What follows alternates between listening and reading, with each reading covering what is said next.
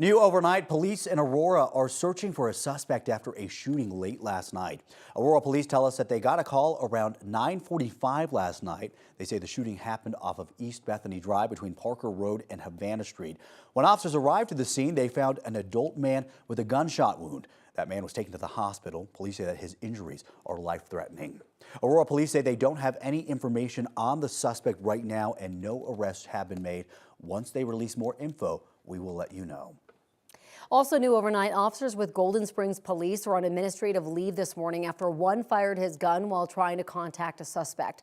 CSPD says officers were responding to an apartment complex after they got a call about a road rage incident involving a gun.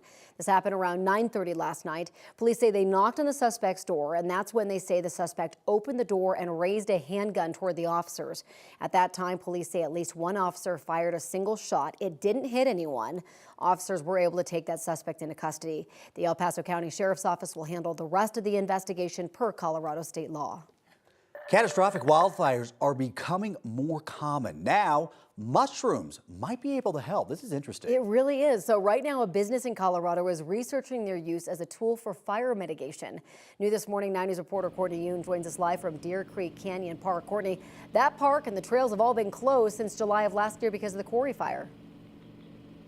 Yes, that's right, Corey and Jordan. The quarry fire burned about 580 acres here last summer. And take a look, you can still see the burnt trees up there on that ridge. Jefferson County has been working on restoration efforts in the park, but new research might be able to help prevent wildfires like this one and help restore the land after it's burned. Boulder Mushroom is a local business studying how the fungi can help decompose wildfire fuels like fallen trees and dead grass. Their research is being funded by Boulder County. Instead of hauling out thousands of tons of wood from forests to processing facilities or letting them sit in slash piles, an ATV and sprayer can inoculate biomass on site. That saves costs and speeds up the time it takes for wood to break down in a way that mimics nature. In our arid climate, it can take wood 20 to 50 years or longer to break down, but with the help of fungi that's already present in our local landscapes, it'll break down in 2 to 3 years. Sustainability specialist with Boulder County, Kevin Peterson, says mushrooms can also help revitalize some of the land that may be struggling. You can take those wood chips and you can inoculate them on like an open space property or a farm, and then that can provide some benefits to soil health. You get more carbon in the soil, you get more moisture in the soil, and when we have our soils here in the Front Range that can sometimes be very, very dry when there's no irrigation, you can have poor carbon content. That can be a real benefit. So Courtney, there's also a lot of co-benefits to using mushrooms as a fire mitigation tool.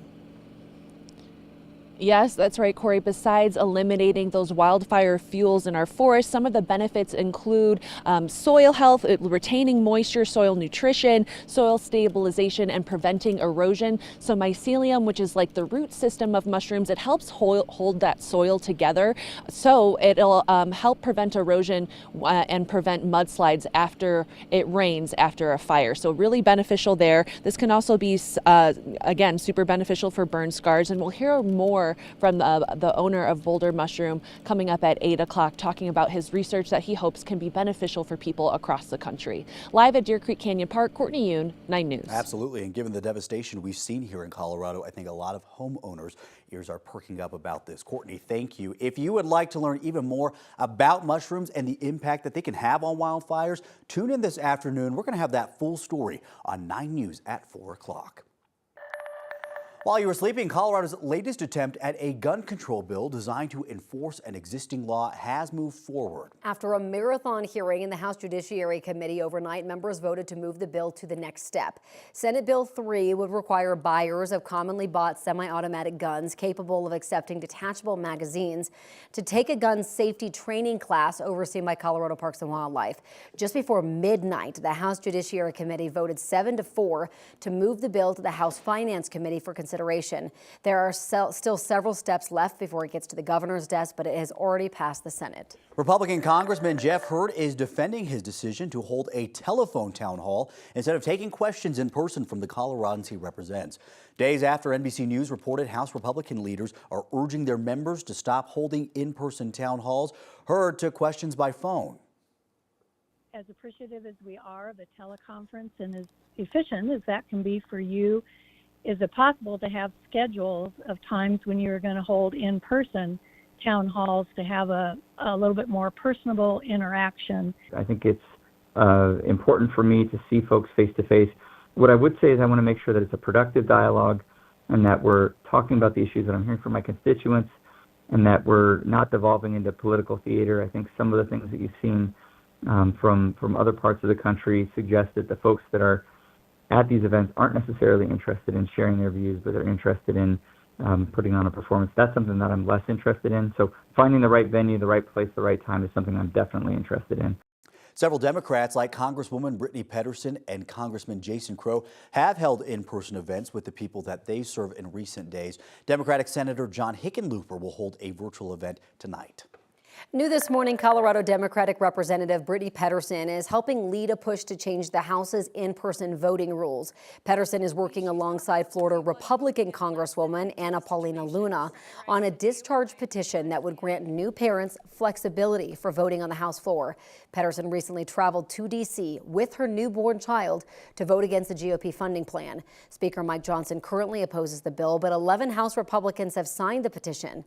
The petition is expected to trigger a vote on the floor in the coming days. Taking a live look right now at our nation's capital this morning. Today, lawmakers in the Senate are expected to vote on a spending bill to avert a government shutdown after it narrowly passed the House yesterday.